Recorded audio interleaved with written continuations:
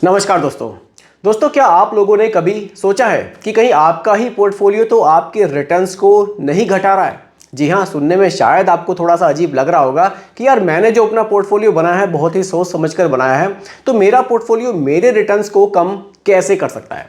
कहीं ऐसा तो नहीं है ओवर डाइवर्सिफिकेशन की वजह से जितने रिटर्न्स आपको मिलने चाहिए तो उतने नहीं मिल रहे हैं, या फिर आप भी यही सोचते हैं कि जितने ज़्यादा फंड्स मैं अपनी पोर्टफोलियो में रखूंगा उतना ही ज़्यादा डाइवर्सिफिकेशन होगा और उतने ही ज़्यादा रिटर्न्स मैं म्यूचुअल फंड से बना पाऊंगा। अगर आप लोगों को भी ऐसा ही लगता है तो वीडियो को बहुत ही ध्यान से देखने की ज़रूरत है, क्योंकि आज की वीडियो में मैं इसी टॉपिक को बिल्कुल डिटेल में क्लियर करूंगा कि आपके पोर्टफोलियो में कितनी म्यूचुअल फंड स्कीम सफिशिएंट है, उससे ज़्यादा म्यूचुअल फंड स्कीम रखने से क्या आपको नुकसान हो सकते हैं। तो टॉपिक बहुत ज़्यादा इंफॉर्मेटिव है, बहुत ही ध्यान से देखिएगा और समझिएगा। आइए जल्दी से स्टार्ट करते हैं। टॉपिक आपके सामने है, म्यूचुअल फंड पोर्टफोलियो में कितने फंड्स होने चाहिए, ज्यादा फंड्स ज्यादा रिटर्न्स, क्या ये सही है या फिर नहीं है। चलिए बिल्कुल एक एक पॉइंट को हम लोग डिटेल में समझेंगे।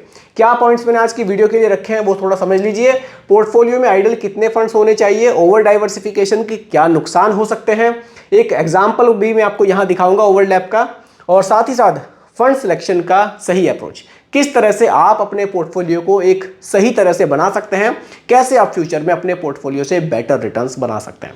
क्योंकि देखिए म्यूचुअल फंड में सिर्फ निवेश कर देना ही आपको अच्छे रिटर्न्स बनाकर देगा ऐसा नहीं है, सही तरह से निवेश करना आपको अच्छे रिटर्न्स बनाकर दे सकता है। ठीक है, चलिए पहले पॉइंट पर बात करते हैं जो कि है म्यूचुअल फंड डाइवर्सिफिकेशन। देखिए सबसे पहले तो आप ये समझिए कि म्यूचुअल फंड ही अपने आप में एक वेल डाइवर्सिफाइड प्रोडक्ट होता है। कैसे होता है उसको मैं आपको थोड़ा सा यहाँ क्लियर कर देता हूँ। देखिए मान लीजिए एग्जांपल के लिए आपने एक मिड कैप म्यूचुअल फंड में निवेश किया, कोई भी आपने एक मिड कैप म्यूचुअल फंड लिया और उसमें एक अपनी एसआईपी स्टार्ट कर दी। अब मिड कैप में क्या होगा, सेबी का नियम ये कहेगा कि आपको जो मिनिमम 65% का निवेश है वो उन स्टॉक्स में किया जाएगा जो रैंकिंग वाइज 101 से लेकर 250 तक जाएंगे। ठीक है, तो 65% तो मिनिमम आपका मिड कैप स्टॉक्स में चला गया। अब जो बाकी का पैसा बचेगा फंड मैनेजर क्या करेंगे, उस पैसे से कुछ लार्ज कैप में भी ज़रूर निवेश करेंगे, लार्ज कैप में, और कुछ स्मॉल कैप में भी ज़रूर निवेश करेंगे। अब देखिए, अब इस तरह से आप इसको समझिए कि इनको मिड कैप में भी निवेश करना है फंड मैनेजर को, थोड़ा सा लार्ज कैप भी रखना है, थोड़ा सा स्मॉल कैप भी रखना है। यानी कि large cap, mid cap, small cap में आपको यही डाइवर्सिफिकेशन देखने को मिल रहा है, जबकि आप एक सिंगल म्यूचुअल फंड स्कीम ले रहे हैं। बस फर्क क्या है कि मिड कैप ले रहे हैं तो ज़्यादा निवेश मिड कैप स्टॉक्स में होगा, और मिड कैप में भी कितने स्टॉक्स हैं, लगभग 150 स्टॉक्स तो मिड कैप में आते हैं, 100 स्टॉक्स आपके लार्ज कैप में आते हैं, और बहुत सारे स्टॉक्स छोटे छोटे फिर स्मॉल कैप में आते हैं।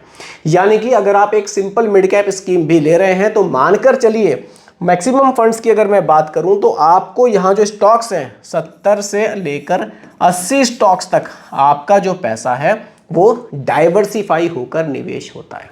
तो पहली बात तो यही है कि म्यूचुअल फंड अपने आप में एक डाइवर्सिफाइड प्रोडक्ट है। अब देखिए जब हम लोग पोर्टफोलियो बनाते हैं तो थोड़ा सा डाइवर्सिफिकेशन को मैं आपको क्लियर कर देता हूँ। डाइवर्सिफिकेशन का मतलब ये नहीं है कि आप सिर्फ एएमसी कंपनी में ही डाइवर्सिफिकेशन कर रहे हैं। आपने लार्ज कैप में निवेश किया, एसबीआई भी ले लिया, उधर एचडीएफसी भी ले लिया और आईसीआईसी प्रूडेंशियल भी ले लिया, आपको लग रहा है कि मैंने डाइवर्सिफिकेशन कर लिया, लेकिन तीनों ही एएमसी कंपनी के अगर आपने लार्ज कैप म्यूचुअल फंड्स ही ले लिए तो फिर डाइवर्सिफिकेशन हो ही नहीं पाया।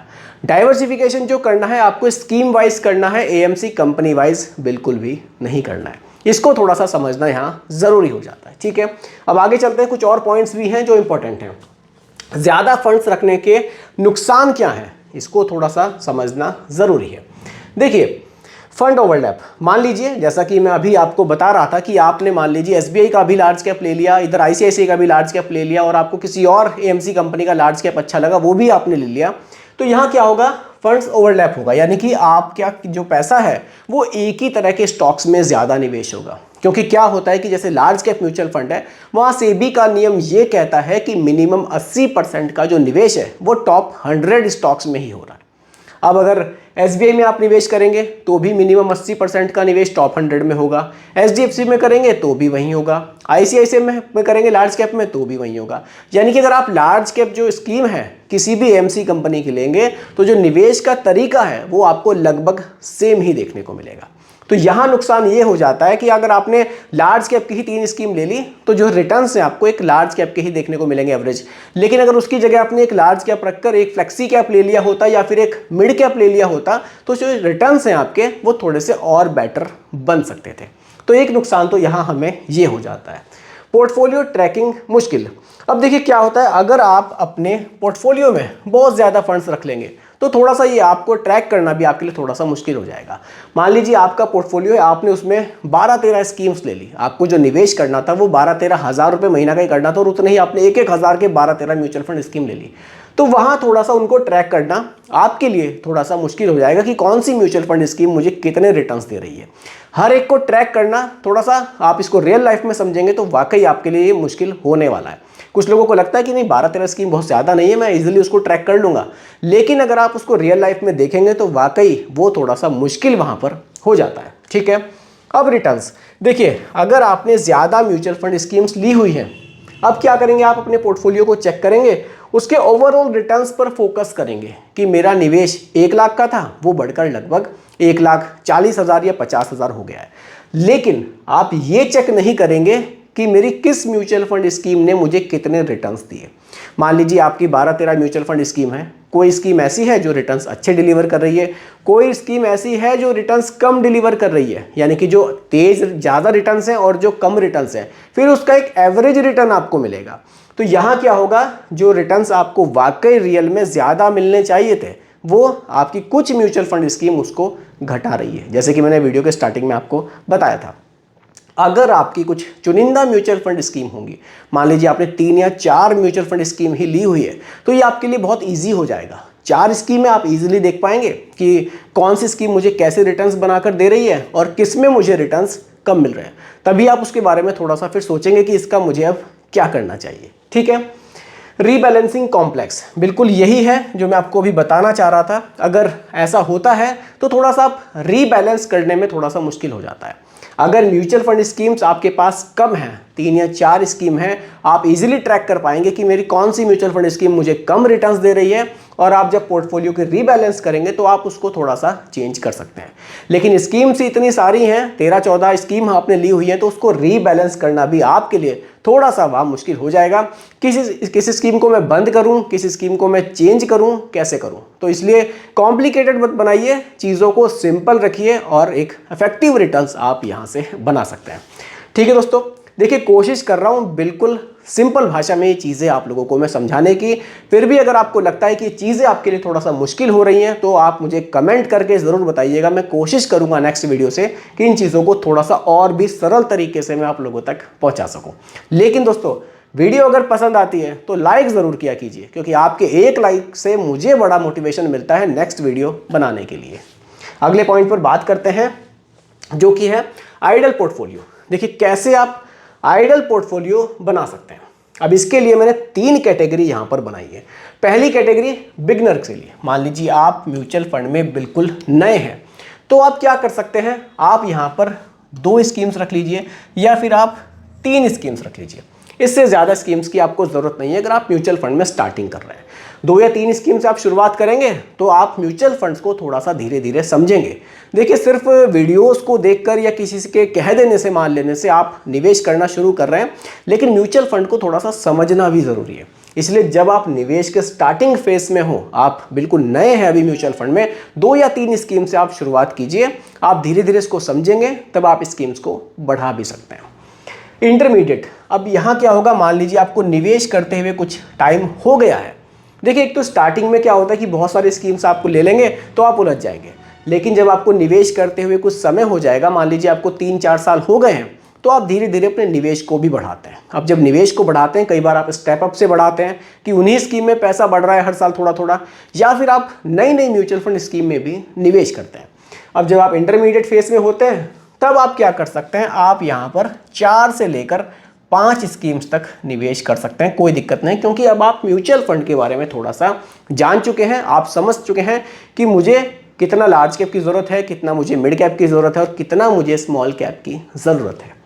चलिए, रिटायर्ड इन्वेस्टर हैं आप या फिर आप कंजर्वेटिव, आप थोड़ा सा सेफ निवेश करने की तरफ फोकस करते हैं। स्टेबिलिटी पर आपका ज़्यादा फोकस है, रिटर्न्स थोड़े से आप बस ये है कि बैंक एफडी के मुकाबले बेटर मिले, लेकिन भैया स्टेबिलिटी पर मेरा इस समय फोकस है।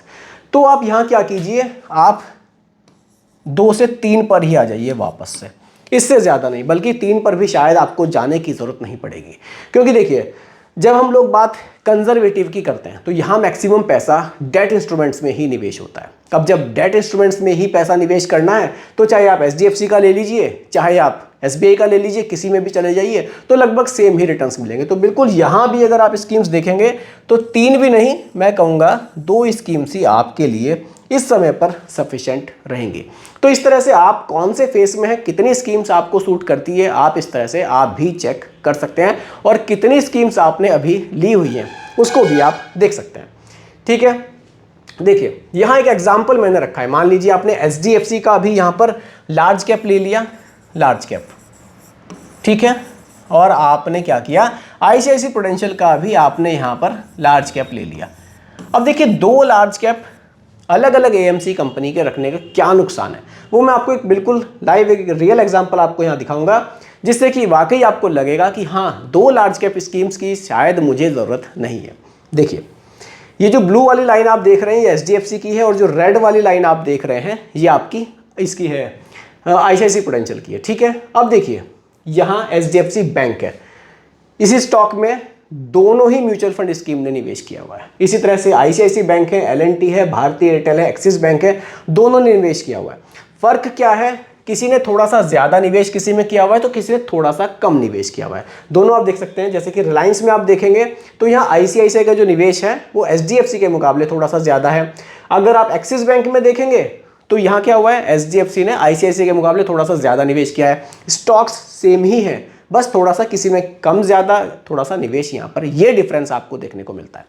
यानी कि बात यह है कि अगर आप एक ही तरह की स्कीम में ज़्यादा निवेश करते हैं तो कोई खासा बेनिफिट आप यहाँ से नहीं बना सकते। इससे तो बढ़िया है कि आपने कोई दूसरी म्यूचुअल फंड स्कीम चूज़ की होती तो उसमें स्टॉक्स थोड़े से चेंज होते तो रिटर्न्स आपको और भी बेटर मिल सकते थे। यही इस एग्जाम्पल से मैं आप लोगों को समझाने की यहाँ कोशिश कर रहा हूँ। अब लास्ट पॉइंट पर अपने आते हैं। देखिए, how to build a smart portfolio. अब बात ये भी आती है कि ठीक है सर, ये हम समझ गए, लेकिन एक स्मार्ट पोर्टफोलियो आखिर बनेगा कैसे, वो भी तो समझ में आना चाहिए। चलिए उस पर बात करते हैं। सबसे पहली बात तो यह है कि सिंपल रखो और इफेक्टिव बनाओ। पोर्टफोलियो सिंपल हो और इफेक्टिव होना चाहिए।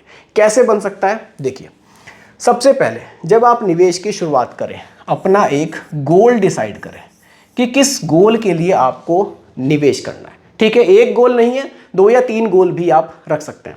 दूसरा, आप कितना पैसा निवेश करना चाहते हैं ये भी क्लियर होना चाहिए, तभी आप एक सही पोर्टफोलियो बना पाएंगे। देखिए, अब मान लीजिए आपके जो फाइनेंशियल गोल्स हैं, पहला जो आपका गोल है वो आपने चूज किया रिटायरमेंट।